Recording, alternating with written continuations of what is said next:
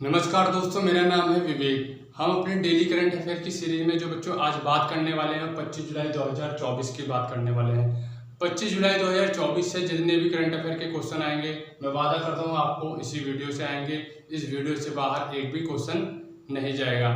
तो आइए हम शुरुआत करते हैं, अपने पहले क्वेश्चन को लेते हैं। जो पहला क्वेश्चन है वो है बच्चों, क्या हाल में हुई नेपाल हवाई दुर्घटना किस एयरपोर्ट पर हुई? आपने कल देखा होगा समाचार में कि नेपाल के काठमांडू में एक हवाई दुर्घटना हुई जिसमें कि 18 लोगों की मृत्यु हो गई। ये सूचना काफी दुखद है। ये जो दुर्घटना हुई काफी दुखद है। तो आइए हम देखते हैं इससे क्या क्या क्वेश्चन बन सकते हैं। जो पहला ही क्वेश्चन बन सकता है वो किस एयरपोर्ट पे ये दुर्घटना हुई, तो उस एयरपोर्ट का नाम था त्रिभुवन इंटरनेशनल एयरपोर्ट। तो बच्चों ये एयरलाइंस कौन सी? तो ये बच्चों एयरलाइंस है सूर्या एयरलाइंस। ये जो फ्लाइट जा रही थी ये सूर्या एयरलाइंस की जा रही थी काठमांडू टू पोखर। पोखर एक नेपाल में जगह है, पोखरा। उसके बाद हम अपने अगले क्वेश्चन की जब बात कर रहे हैं तो अगला क्वेश्चन है बच्चों हमारा, किस वर्ष से रेल बजट को आम बजट के साथ पेश किया गया? जैसे कि आप जानते होंगे कि पहले आम बजट पहले पेश किया जाता था, उसके पश्चात रेल बजट पेश किया जाता था, परंतु 2017 से आम बजट और रेल बजट एक साथ पेश किया जाता है। तो वही क्वेश्चन पूछा गया कि रेल बजट को आम बजट के साथ पेश किया किस वर्ष के साथ एक साथ पेश किया जाता है? तो बच्चों वो है 2017। उसके बाद हम अपना अगला क्वेश्चन देख रहे हैं। तो जो बच्चा अगला क्वेश्चन है वो है लाइब्रेरिया की राजधानी बताएं। ये चर्चा में क्यों है वाला क्वेश्चन?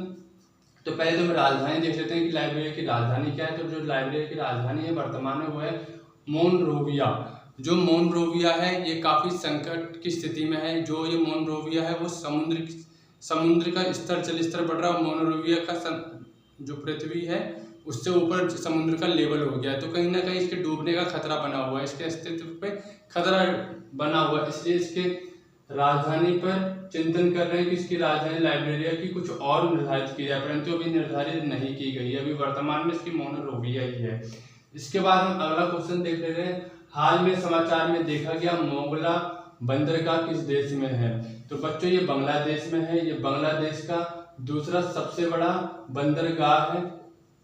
तो आप सोचेंगे नंबर 1 का बंदरगाह कौन सा? सबसे पहला जो बड़ा बंदरगाह है वो चटगांव बंदरगाह है। बांग्लादेश का सबसे बड़ा बंदरगाह है वो चटगांव। उसके बाद है मोंगला बंदरगाह। ये चर्चा में क्यों है? हाल ही में भारत सरकार ने मोंगला बंदरगाह के एक टर्मिनल का पूरा संचालन अपने हाथों में ले लिया है। इस कारण से चर्चा का विषय बना हुआ है। अगला क्वेश्चन हम देखते हैं बच्चों, पेटीएम पेमेंट बैंक के सीईओ का क्या नाम है? तो उनका नाम है अरुण बंसल जी। बच्चों उसके बाद हम अगला क्वेश्चन देख रहे हैं, सर्वोच्च न्यायालय में न्यायाधीशों की संख्या कितनी होती है? इससे पहले मेरा आपसे एक क्वेश्चन है कि उच्चतम न्यायालय मतलब सुप्रीम कोर्ट का गठन कौन सा अनुच्छेद के तहत होता है? तो बच्चों अनुच्छेद है 124 अनुच्छेद। सुप्रीम कोर्ट का गठन और स्थापना 124 अनुच्छेद के तहत हुई है। सर्वोच्च न्यायालय में न्यायाधीशों की संख्या कितनी है? 34। जो इन 34 में एक मुख्य न्यायाधीश होते हैं अपने और 33 अन्य न्यायाधीश होते हैं। 34 न्यायाधीश को टोटल हो गए, जिसमें एक मुख्य न्यायाधीश है, एक और 33 अन्य न्यायाधीश हैं। हाल ही में दो न्यायाधीश नियुक्त किए गए हैं, जिनका नाम है न्यायमूर्ति एन कोटेश्वर सिंह, दूसरे हैं न्यायमूर्ति आर महादेवन।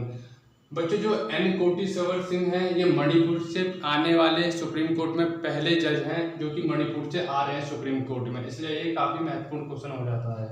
अगला हम क्वेश्चन पे बात कर रहे हैं। तो अगला क्वेश्चन है, चर्चा में रहा मिनामी तोरोशिमा द्वीप किस देश के पास है? तो बच्चों ये जापान के पास है। और ये जो चर्चा में है मिनामी तोरोशिमा द्वीप, ये क्यों है? जैसे कि हमारा लक्षद्वीप है, उसके आसपास कौन सा महासागर है? अरब महासागर। इस प्रकार जब मिनामी तोरोशिमा द्वीप के पास जो समुद्र है वहां पे अभी क्या है, महत्वपूर्ण खनिज पाए गए हैं, खोजे गए हैं, जैसे निकेल, कोबाल्ट, इन जैसे महत्वपूर्ण खनिज पाए गए, इसलिए ये चर्चा का विषय बना हुआ है। उसके बाद हम अगला क्वेश्चन देख ले रहे हैं कि अगला क्वेश्चन क्या है हमारा। तो बच्चों नई एनसीईआरटी में हड़प्पा सभ्यता को किस नाम से जाना जाता है, तो सिंधु सरस्वती सभ्यता के नाम से जाना जाता है।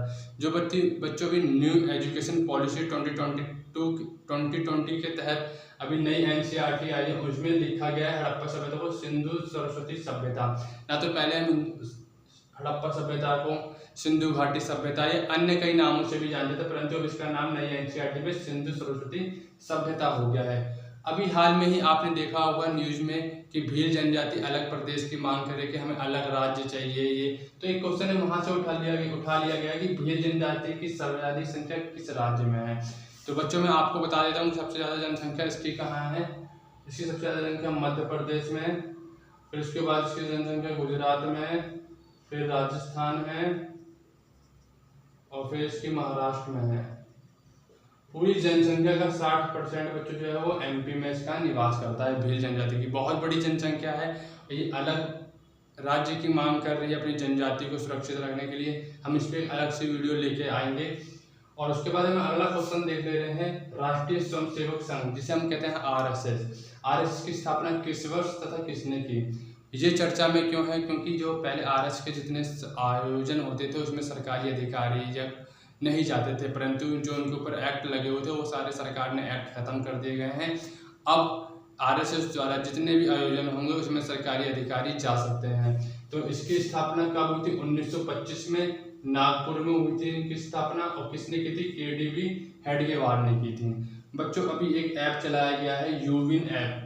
यूविन क्या है, तो बच्चों के टीकाकरण के लिए नया ऑनलाइन टीकाकरण पोर्टल है। इसमें सिर्फ न सिर्फ बच्चों के लिए 6 से 14 बल्कि गर्भवती महिलाओं की भी जानकारी इस पोर्टल पे मिलेगी। उसके बाद हम अपना अगला क्वेश्चन देख ले रहे हैं प्रोबायोटिक क्या है। बच्चों प्रोबायोटिक क्या है, ये लाभकारी बैक्टीरिया है जिसे हम खमीर भी कहते हैं और बैक्टीरिया भी कहते हैं। ये ऐसे सूक्ष्म जीव होते हैं जिनका सेवन करने पर हमारा स्वास्थ्य अच्छा रहता है, अच्छे हमारे लिए लाभदायक होते हैं प्रोबायोटिक। उसके बाद हम बात कर रहे हैं हेनरी पासपोर्ट सूचकांक 2020-2024 के तहत प्रथम स्थान किसने प्राप्त किया है। तो बच्चों प्रथम स्थान सिंगापुर ने प्राप्त किया है। ये 195 देशों में पासपोर्ट के साथ जा सकता है, इसे वीजा की कोई जरूरत नहीं है। वहीं पे हम भारत की स्थिति को देख रहे हैं तो भारत का स्थान 82वां है। पिछले साल इसका 86वां था।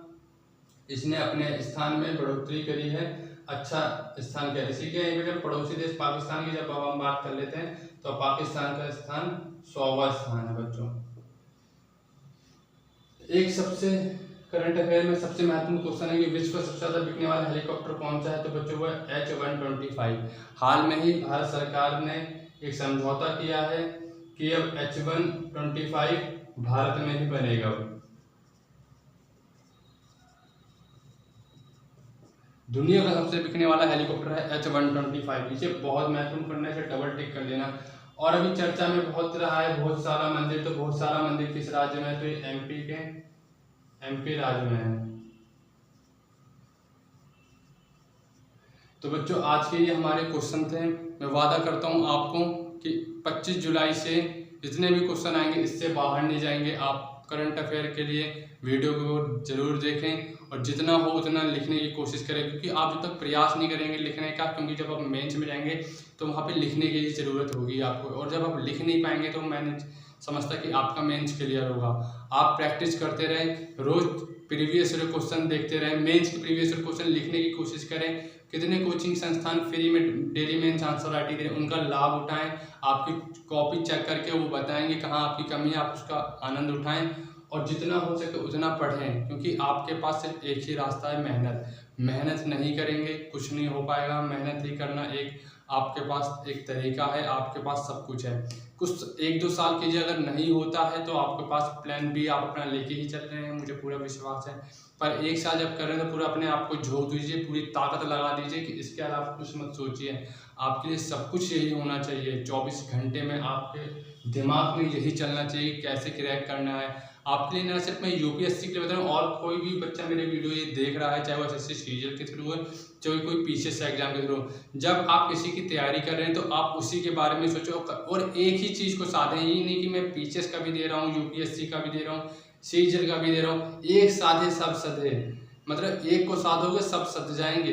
ये नहीं कि आप इस नाव में पैर रख रहे हैं और उस नाव में भी पाँव रख रहे हैं। आपने मिर्जापुर अभी देखी होगी तो उसमें गुड्डू भैया कहते हैं ना कि दोनों नाव में पाँव रखोगे तो जैसे ये उंगली जैसे है ना, मतलब बेकार हो जाएगा बिल्कुल। आप किसी में नहीं बैठ पाएंगे नाव में, बिल्कुल पानी में गिर जाएंगे। तो एक नाव में सवार होने की कोशिश कीजिए, उसमें बढ़िया से बैठिए, बढ़िया से तैयारी कीजिए। तो बच्चों, ये थी आज की करंट अफेयर। तो आपसे मिलते हैं हम अगली वीडियो में, जब तक के लिए नमस्कार, जय हिंद।